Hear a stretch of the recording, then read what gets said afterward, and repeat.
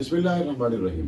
اللہ کے رسول صلی اللہ علیہ وسلم نے فرمایا، میرے بعد 30 جھوٹے دجال پیدا ہوں گے اور ہر کوئی کہے گا میں نبی ہوں، حالانکہ میں آخری نبی ہوں اور میرے بعد کوئی نبی نہیں ہے۔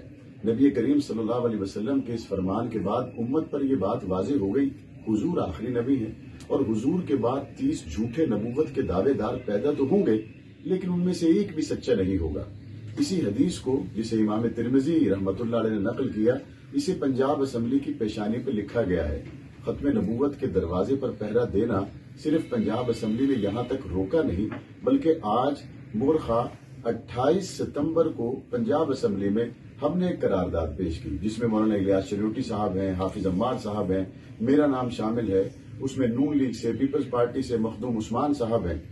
تمام دوستوں نے مل کر جو قرارداد پیش کی، جسے متفقہ طور پر منظور کر لیا گیا، اہل پاکستان کے لیے، اہل اسلام کے لیے بہت بڑی خوشخبری ہے کہ پنجاب کی تمام عمارتوں کے اندر اسی حدیث کو لکھا جائے کہ میرے بعد کوئی نبی نہیں ہے اور 30 جھوٹے نبوت کے دعوے دار تو آئیں گے اور ان میں سے ایک بھی سچا نہیں ہوگا۔ وہ 30 جھوٹے ہوں گے، دجال ہوں گے، کذاب ہوں گے اور حضور آخری نبی ہیں۔ اس حدیث مبارکہ کو اب صرف پنجاب اسمبلی میں نہیں بلکہ ہماری آج پاس ہونے والی قرارداد کے مطابق ہم نے حکومت پنجاب سے یہ مطالبہ کیا، متفقہ طور پر منظور کر لیا گیا۔